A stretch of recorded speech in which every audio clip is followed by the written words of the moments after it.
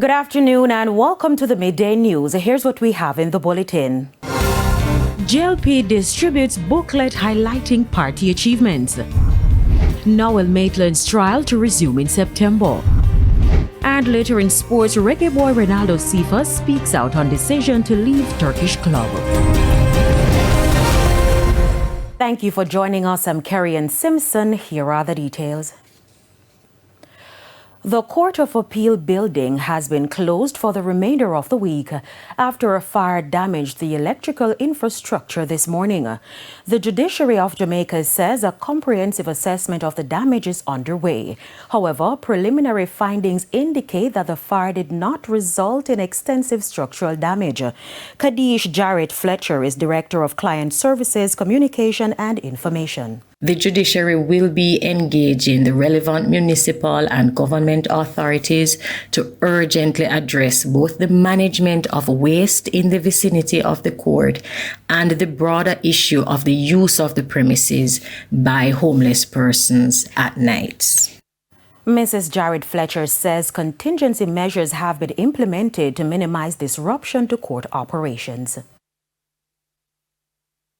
We want to assure members of the public and all our stakeholders that the records of the court remain unaffected by the fire and all remain intact. In the interim, contingency measures have been put in place. Matters previously scheduled to be heard at the Court of Appeal will be accommodated at the Supreme Court building. All filings which are ordinarily made at the Court of Appeal are to be submitted at the Civil Registry of the Supreme Court. The trial of Noel Maitland is to continue in the McCalmus term. This after the trial, which began in May, came to a halt yesterday in the Home Circuit Court due to challenges with the 10th witness. Prince Moore has the details. Last week, that the man who had brought a sofa to her workplace to clean took over from her while she was power washing the sofa, and that she observed blood like rice grain seeping from the sofa. Prior to yesterday's adjournment, the witness, who had been working at the car wash for 3 years, was shown a photo with her and Mr. Maitland at the car wash. The court was also shown a photograph of a truck that transported the sofa to the car wash. 2 deliverymen previously testified that Maitland had hired them to transport his sofa. The first one testified that he was hired to remove the sofa from Maitland's Chelsea Avenue apartment and transport it to a car wash off Halfway Tree Road. He shared that the constable had approached him through a colleague while they were at their workplace at a hardware store, where he is contracted to do deliveries. The second deliveryman, who said a man named Carlos had told him about the job, stated that he was at the hardware store when a car drove up and piloted him to a car wash on Lyndhurst Road in Kingston. There, he was instructed to take the sofa to an upholstery shop in downtown Kingston. Mr. Maitland is on trial in the Home Circuit Court on charges of murder and preventing the legal burial of a corpse in connection with the disappearance of 24-year-old Donnelly Donaldson. The social media personality, swimwear entrepreneur and customer service representative was reported missing on July 13, 2022. Her mother, Sophia Lugg, had previously testified that Maitland had picked up her daughter on July 11 and that she last spoke to her on the morning of July 12. Attempts to reach her afterwards were unsuccessful. The trial is expected to resume on September 16. The ruling Jamaica Labour Party has released its Record Achievements booklet with a comprehensive summary of its achievements since 2016. 250 recorded achievements. That's the amount being touted by the ruling Jamaica Labour Party since it formed government. The JLP on Wednesday began the distribution of a booklet highlighting its achievements. Our approach is very different from others. We have been in government.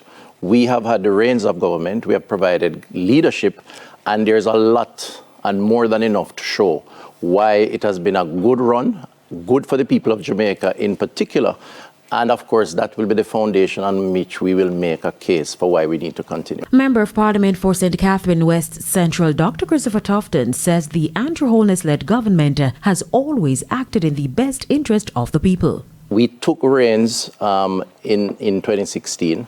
In 2015, if you were to use as a base year, the country was in a much worse position. Worse in terms of debt, worse in terms of taxes, worse in terms of crime, worse in terms of infrastructure.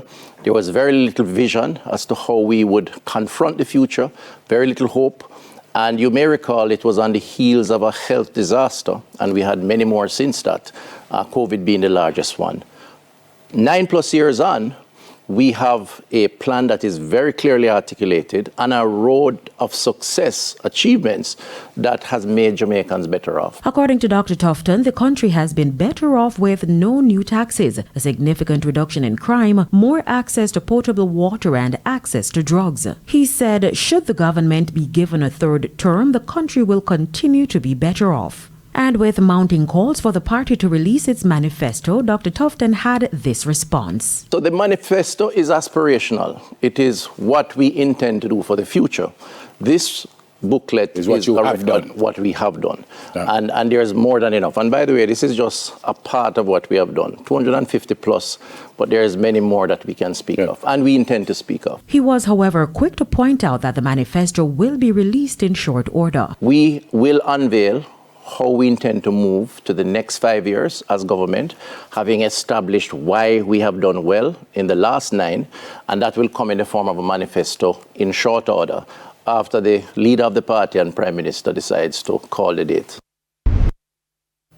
In the meantime, Dr. Tufton credited the JLP's ability to reduce debt and grow the economy on the Prime Minister's sound economic management. It's about what are the priorities. Debt to GDP was over 130%, I believe, when we took office. Today it's 70%, well within the acceptable limits. And that came from restructuring government, allowing a more fiscally responsible government. We can't engage in loose talk, so it's about giving people more through taxes, reduction and no new taxes, which allows them to spend more because they have the resources, and then you earn from other methods of consumption tax and otherwise. Managing the debt, it means looking at where we must spend and where we don't need to spend, and then reforming the system to ensure that no one has the right to just do wanton spending. The head of Jamaica's Coffee Exporters Association is again warning that a government-mandated blockchain system could derail the country's premium coffee industry. Chairman of the Jamaica Coffee Exporters Association, JCEA, Dr. Norman Grant, is doubling down on his call for the Jamaica Agricultural Commodities Regulatory Authority, JACRA, to immediately withdraw its requirement for local exporters to adopt a blockchain traceability platform. Dr. Grant says the JCEA has formally raised several red flags with Acting Director General of JACRA, Wayne Hunter, pointing to what he describes as a troubling lack of transparency on justifiable costs and the risk of losing key international buyers. One of the most serious concerns, he says, is that despite repeated meetings, JACRA has refused to share the contract it signed with the sole source blockchain service provider, leaving JCEA members in the dark about the terms they are being forced to accept and the fees they'll have to pay. Dr. Grant also questioned the rationale for implementing the platform in the first place, noting that only 2% of Jamaica's coffee exports currently go to the EU, the market JACRA claims the system is meant to serve. Now, Dr. Grant warns the added financial burden could deal a heavy blow to an already fragile industry. This could increase the current cost to over $100 million, which reflected is approximately $1,000 Jamaican dollars per box, which ultimately would reduce the price that will be paid to the farmers. At this time, this traceability is not result in any increased revenue. The system would not result in any increased revenues in the near future. And so this is a net cost to the coffee industry. Still, he believes there's a way forward. but it involves focusing on production, not platforms. Do this now. We will soon have no coffee to trace. I'm emphasizing that it is important that we now look for full implementation of the Crop Restoration and Establishment Program, the CREP program, which will result in the provision of input supplies of some Jamaican 350 million per annum over 5 years.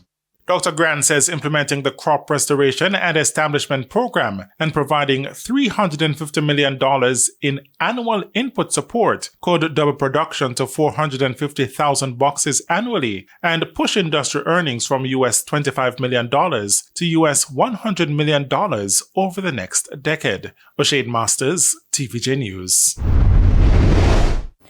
Still not enough. That call from a medical mission from the U.S. that has raised concern about the level of access to proper and consistent health care for the elderly in Jamaica. The call was made at a recent health fair in Manchester. Here's Krista Campbell. A medical mission from the U.S. that has been providing free health care to Jamaicans for almost 20 years. But this time, on their visit to Manchester, doctors raised concern about the critical conditions of some of the elderly patients. We have some older people coming in here struggling, and their blood pressures are so high, and their sugars are so high, and they come in with headaches and urinating too frequently, feeling dehydrated, really near a crisis. Just yesterday, we had 2 people actually. The blood pressure was so high, and part of it is the heat and the crowd, and they almost passed out. And we had to resuscitate them, give people blood pressure medications on site, recheck the blood pressure, give them emergency supplies.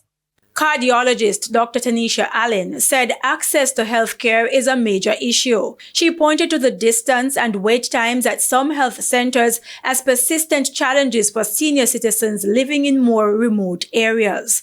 Meanwhile, pediatrician Dr. Kayana Washington noted some serious medical issues among children. Some children who had some stomach issues going on, actually one who had a heart issue. So luckily we have 2 cardiologists here who were able to address that as well. She stressed the need to develop healthy habits among the younger population to avoid some of the life-threatening health issues in adulthood. They grow up to be adults dealing with high blood pressure, dealing with blood sugar problems or diabetes, adults dealing with high cholesterol and obesity. And so if we can address those things when they are children, then they will be much healthier when they become adults and will not have to come in with lists of 3 and 4 and 5 medications that they are taking to deal with those chronic problems. And physical issues weren't the only concerns among the younger patients. Children who are dealing with some anxiety issues, some emotional disturbances, and just talking with families about how to address that, how to normalize that for them, and give them some coping skills on how to deal with that. Several youngsters were given free asthma ventilator pumps, and their parents taught how to properly administer medication from the pumps at the Medical Mission's health fair held in the community of Bethany, Manchester recently. Krista Campbell, TVJ News.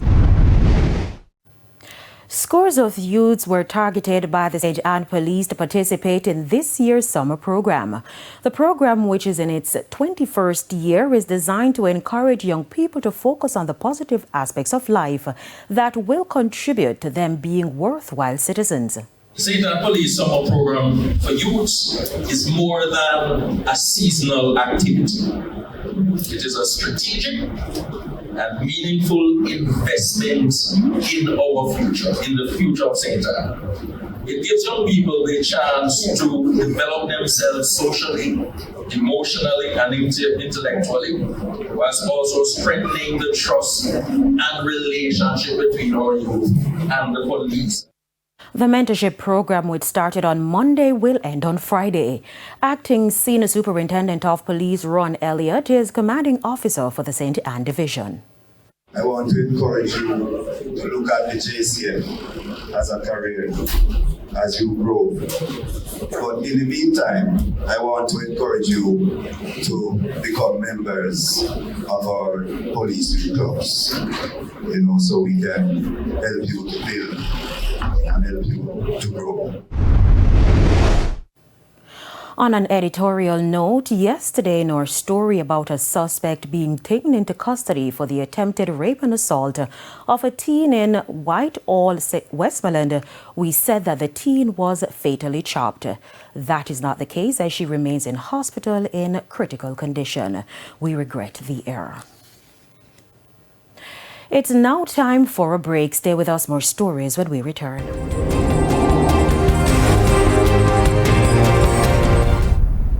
Welcome back to the Midday News. It's now time for the Business Minute. Wigton Wind Farm posted a net profit of $302.9 million Jamaican dollars for the 2025 financial year, down 63.9% from the prior year, which had benefited from a one-off tax credit. Profit before tax declined 25% to $360.4 million.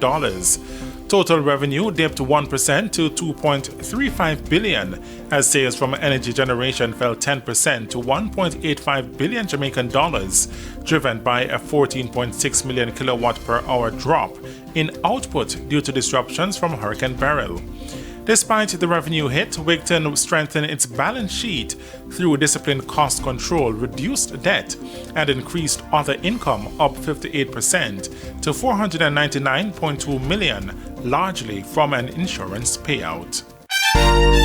Further afield, the Federal Reserve is expected to hold rates steady today despite objections from U.S. President Donald Trump. He says either the board should approve cuts or Fed Chair Jerome Powell should resign. Lower interest rates make it more affordable for Americans to borrow money, but economists say they can cause inflation. Mr. Powell says that's already a concern due to Trump's tariffs. For the Business Minute, I'm Shane Masters.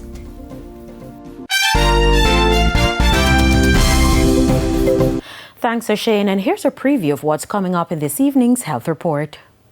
In this evening's Health Report, we'll look at skin cancer. Perhaps not as common as we would know, because all of the other cancers like breast cancer, prostate, colon, lung cancer tend to get more of the media coverage because of the fact that those cancers tend to affect our health significantly more than a skin cancer would. And in all honesty, just like any other cancer, if it is we diagnose a skin cancer early, it is far less likely to cause significant complications and problems to a patient. That's the Health Report in Primetime News at 7. And now for today's Healthy Living tip. Use sunscreen, wear protective clothing, stay in the shade, check your skin regularly, and know your skin type. Time now for the top stories from around the world. In the region, new government data show that Cuba's private sector is accounting for more retail sales by value than the state for the first time since the years following Fidel Castro's 1959 revolution. Preliminary figures from the National Statistics Office indicate the non-state sector was responsible for 55% of retail sales of goods and services in 2024, up from 44% in 2023. The Cuban government has gradually expanded the role of private enterprise since the 1991 collapse of its former benefactor, the Soviet Union, reversing a 1968 policy that had nationalized all private businesses. On the international scene, one of the world's strongest earthquakes struck Russia's Far East early Wednesday, an 8.8 magnitude trembler that set off a tsunami in the northern Pacific region and prompted warnings for Alaska, Hawaii, and south toward New Zealand. The Japan Meteorological Agency said a first tsunami wave of about 30 centimeters reached Nemuro on the eastern coast of Hokkaido. Damage and evacuations were reported in the Russian regions nearest the quake's epicenter on the Kamchatka Peninsula. And those are the top regional and international stories. I'm Prince Moore. And we head to a quick break. When we come back, we'll have your midday sports report.